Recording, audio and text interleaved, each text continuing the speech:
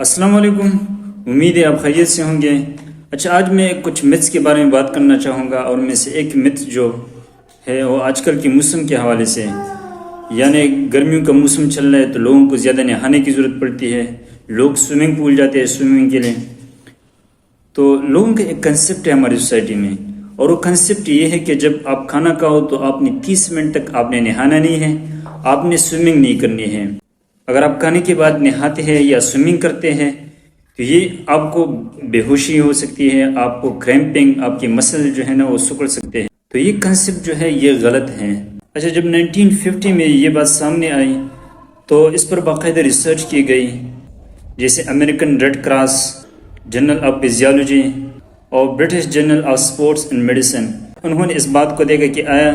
کھانے کا نہانے یا سوئمنگ کے ساتھ کوئی تعلق ہے کہ نہیں۔ تو ان سب کی سٹیٹمنٹ یہی تھی کہ کھانے کا نہانے یا سوئمنگ کے ساتھ کوئی تعلق نہیں ہے۔ اچھا، کچھ لوگ کہتے ہیں کہ جب ڈائجیشن ہوتی ہے تو خون کا جو بہاؤ ہے وہ ڈائجسٹو سسٹم کی طرف بڑھ جاتا ہے،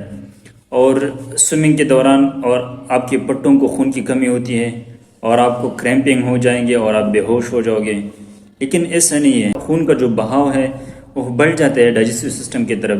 لیکن یہ ہے کہ جو مسلز ہیں ان کو بھی خون کی جو سپلائی ہوتی ہے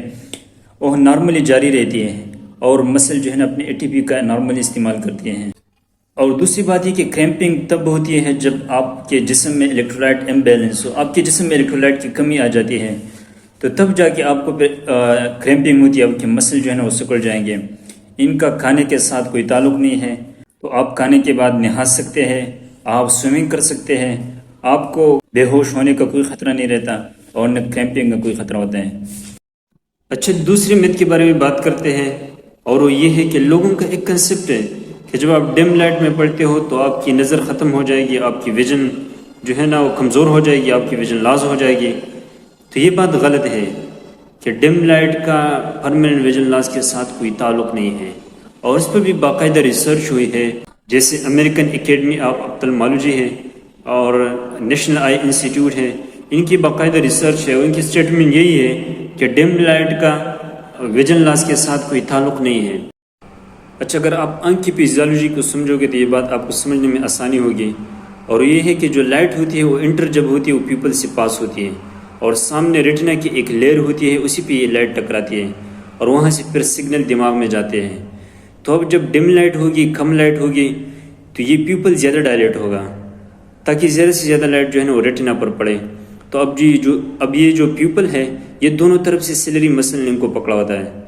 تو پیپل کی زیادہ ڈائلیشن کی وجہ سے، یا آپ زیادہ دیر تک ڈم لائٹ میں پڑھتے ہیں یا زیادہ دیر تک ڈم لائٹ میں رہتے ہیں، تو پیپل زیادہ ڈائلیٹ رہے گا، تو یہ سیلری مسل جو ہے نا وہ زیادہ کنسٹرکٹ ہوگی، تو اس کی وجہ سے آپ کو آنکھوں میں تھکاوٹ فیل ہو سکتی ہے، آپ کی آنکھیں تھک سکتی ہے۔ تو یہ ہے کہ ڈم لائٹ کا آپ کے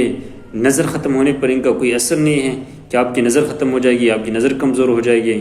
یہ ہو سکتا ہے کہ آپ کو آنکھوں میں تھکاوٹ فیل ہو، آپ کی آنکھیں تھک سکتی ہیں۔ تب تک کے لیے والسلام، ملتے ہیں انشاءاللہ پھر اگلی ویڈیو میں۔